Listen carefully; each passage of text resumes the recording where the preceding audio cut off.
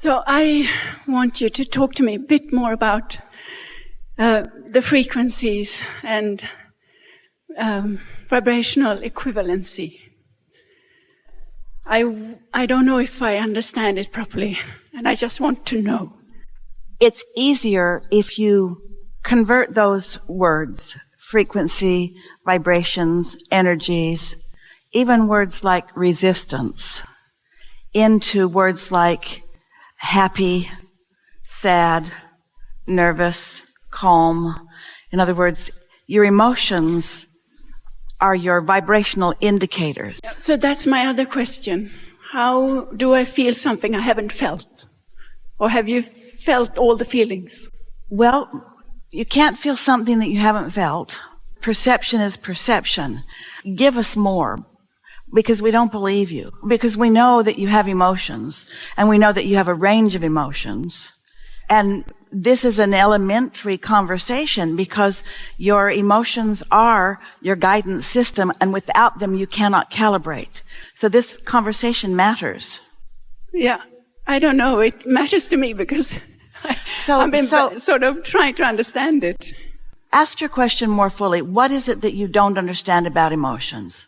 I don't know if I have ever felt all the emotions. Well, it doesn't matter. You don't even have to feel the emotions that other people feel. In other words, your range is your range, and it's working for you, because there is a relativity between emotions. So is that my third question? Is that how do you get past the set point? But. Your first and your second and your third question are all the same question. Okay. It's all the same question. It's all the same question. So do you know the difference between being worried and at ease about something? Yes, I know the difference, but I want to try to, I don't know, I want to try to understand it. The nice thing about emotions, words don't really teach. And so we can say a lot of words. But the beautiful thing about emotions are that you can feel the difference. In other words, Esther knows when she's calm and she knows when she's agitated, don't you? Don't you? Yeah. So what is it you don't understand? That when you're calm, you're in the allowing mode. When you're agitated, you're not. When you're happy, you're in the allowing mode. When you're mad at somebody, you're not. Maybe we have made it so complicated that you think that there's something really that you need to understand about. But how would you read a vibration? You don't have little windows in your face that are showing the vibrations. You can't see the sound waves of your own voice, but you can feel emotions. Just keep talking. Maybe something that you'll say will make sense in a minute. Okay.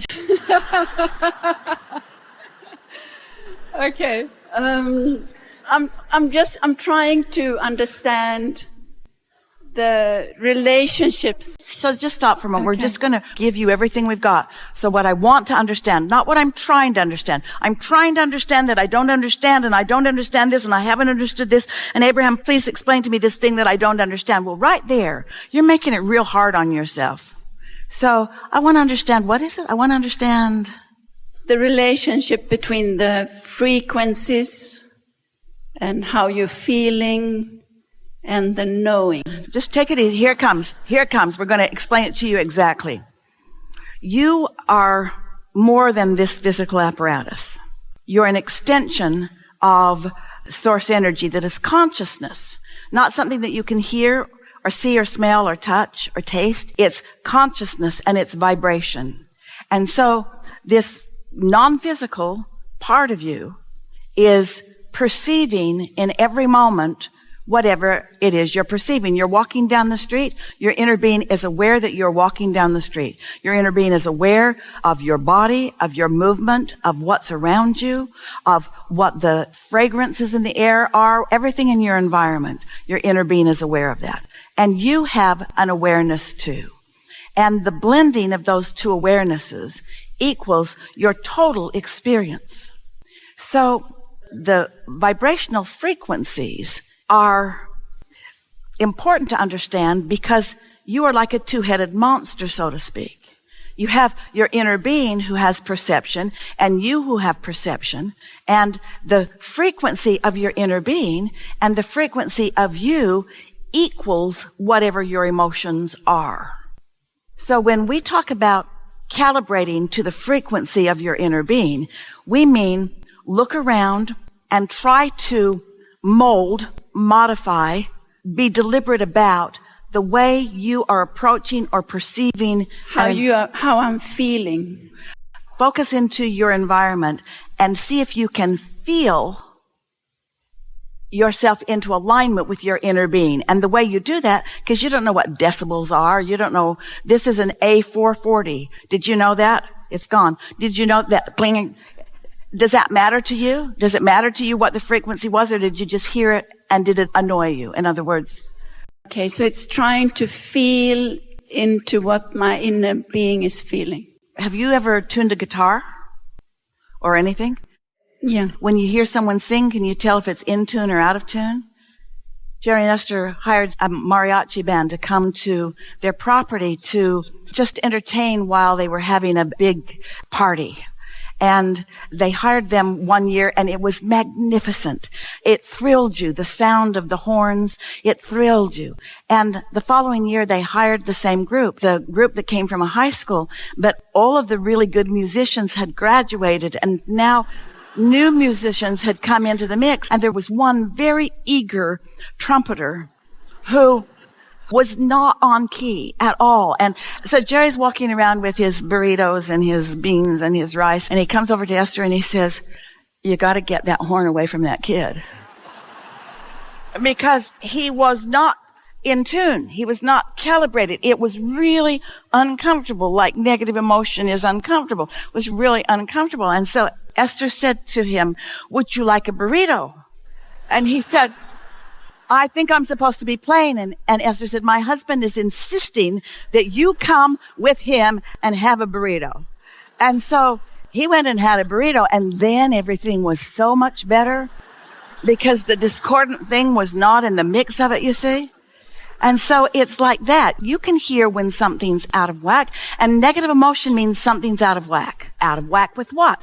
Out of calibration with who you really are and all that you've evolved to the pure positive being that you are, and everything that your life experience in your physical body has brought you to become. Okay. You understood about the trumpet. You were glad that he got the burrito, right? Very glad. Can you equate that to the difference between feeling bad and feeling good? Yeah, I can understand that. I want to sort of, I think it has to do with maybe the physics of vibration, or I'm trying to understand it more. Well, it could be that Esther doesn't have the vocabulary that you're reaching for, because she uses big bulky words like energy, vibration, frequency, joy. And it could be that you're making a great big deal out of something that's really easy. I'm sure. I'm sure, yes. In other words, okay. You don't need to know what frequency is love. If someone knows, please tell us. What is the frequency of love? What is the frequency of hate? Well, what difference does it make what the frequency is? Don't you know the difference? What is the frequency of gardenia? Because it is a frequency that you are translating into the fragrance of gardenia. What is the frequency of smooth texture or rough texture? It's rough under here. Can you hear it? Rough under there, smooth up here, rough under here. What's the frequency of that? Does it matter? Rough, smooth. Does it matter? Aligned, not aligned. Allowing, not allowing. Yeah? Okay. Good enough? Thank you. Yes, thank you. Thank you.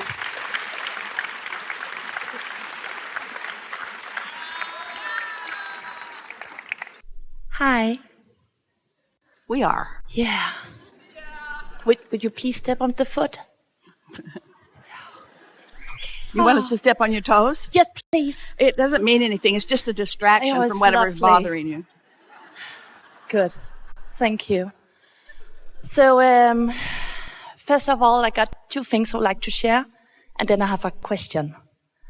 And the first thing I want to share is I started to listen to you 6 years ago, and I was biking, I would hear you in my ears with my headset on, and you would tell me, or you would speak about things that's favorite things. And I used to own a cat that was called Favorite, and I always wanted to tell you that. And the second thing is just attracting things with so little resistance that you can't even, well, maybe you can imagine it actually.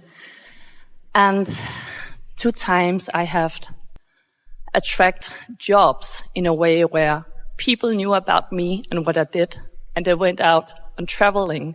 And when they come back, they would meet people talking about me, coming back and offer me jobs I didn't even ask for. Yeah. Yes. Yeah. And so we haven't really come to the solving part or the soothing part. It's more the explaining of why you feel the way you do. But what you're describing is anytime you feel bad about anything and you think it's because of separation from that or because of that or because of that. It never is. It's because of the resistance. It's because of the separation is too strong of a word because you can never be separated. It's because of the gap between you and you. And once you get that, then the soothing can begin. Have you noticed that when you try to defend yourself, it just gets worse. Or when you try to blame the other, it just gets worse. Because the more you try to do that, the more separated from your inner being you are, because your inner being is not doing that. Your inner being is not trying to make you feel better by blaming that one, or not making you feel guilty about not having done something. Your inner being is always on your side. Your inner being is always understanding your value, and so you want to calibrate to that. Just relax, and you can close your eyes or not, it doesn't matter. And just hear and feel our soothing about the subject of a relationship gone bad and I am heartbroken and. There was a lot about that I liked. I liked being noticed and I liked being seen and I liked being a couple. I liked that. I liked some laughs and I liked some fun. I liked a lot of it. I liked a lot of that. And I know there's a lot of that still around. I liked a lot of that. A lot of that good stuff was awakened within me because of this relationship. I like what woke up. I liked the evolution that happened to me as a result of that relationship. And I liked knowing that who we were together was a perfect match because the law of attraction always makes that so.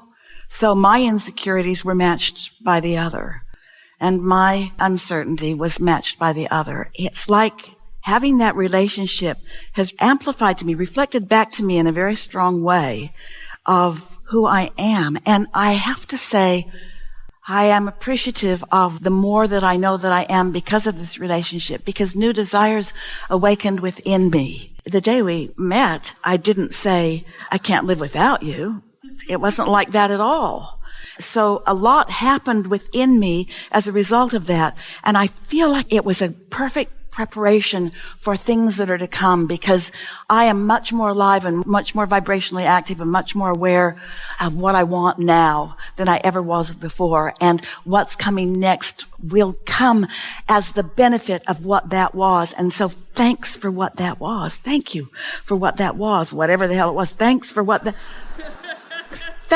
that was. I'm better for having lived it, and I'm eager for what's coming next because of it. And I'm good.